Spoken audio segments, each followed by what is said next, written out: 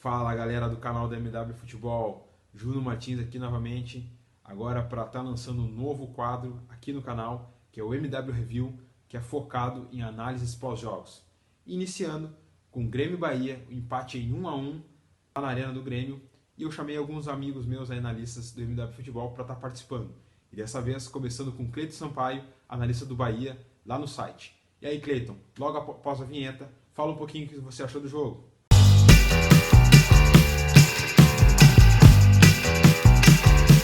No confronto em Porto Alegre, o Bahia adotou uma estratégia que todos já imaginavam, né? Estratégia de um time que marca forte, compacta suas linhas e sai em velocidade para o contra-ataque. O Grêmio, como já era esperado, por jogar em casa e ter que fazer a vantagem no jogo de ida, foi com tudo para o ataque e acabou obrigando o Bahia a ter um posicionamento até mais baixo do que de costume. O Bahia ficou muito próximo do seu gol, mas apesar disso, o time gaúcho não conseguia muitas infiltrações, dependia muito das jogadas individuais de Everton e Alisson.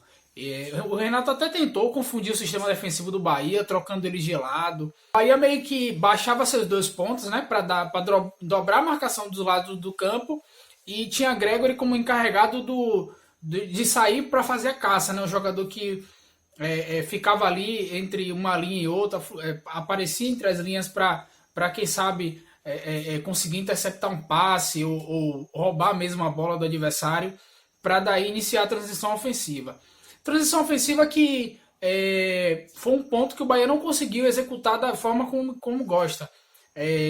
Dependeu muito das jogadas do Arthur, das jogadas individuais, e que em alguns momentos até conseguiu progredir com a bola até o campo de ataque, através da sua habilidade, da sua rapidez. Porém, esses contra-ataques terminavam do mesmo lado que começavam. Então não dava tempo de você começar a transição num lado do campo, trocar de corredor para confundir um sistema defensivo que já estava bagunçado pelo Grêmio estar organizado para atacar e, consequentemente, chegar ao gol com mais facilidade. O Bahia não conseguiu fazer isso, tentou umas 3 jogadas até. No primeiro tempo, o Grêmio chegou ao gol numa jogada que meio que foi uma desatenção da zaga do Bahia. Uma cobrança rápida de falta, o Everton acabou achando espaço às costas da defesa e o Douglas acabou cometendo o pênalti. Na segunda etapa já o Bahia precisou adotar um outro tipo de postura.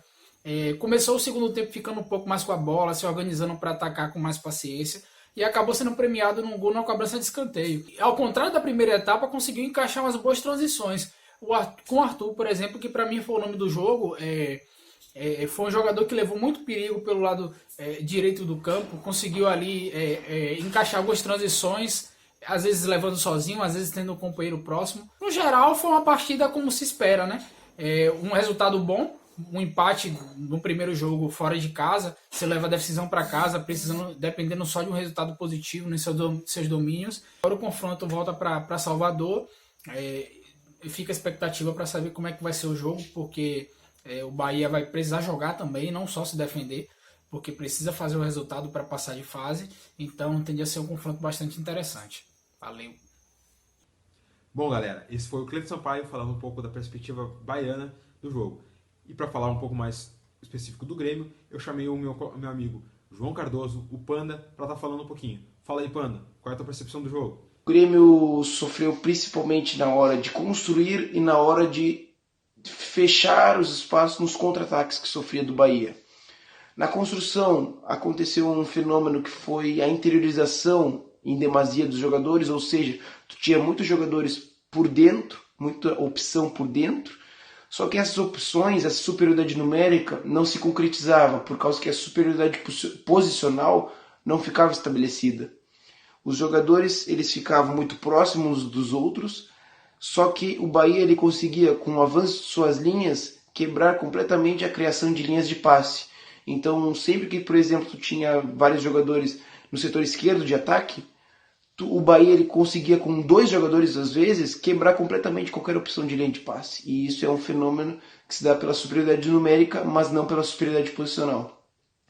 E isso poderia ter sido contornado com uma movimentação simples, observando mais a amplitude de um dos lados do campo, ou observando um pouco mais talvez não tanto a interiorização dos pontas, o Alisson poderia ter esperado um pouco mais, né? O Everton talvez não, por causa que o Everton ele tem se destacado nessa função, caindo um pouco mais da ponta esquerda, ele faz esse movimento, ele cai da ponta esquerda e atua quase como segundo atacante muitas vezes, e isso tem rendido bons frutos à equipe.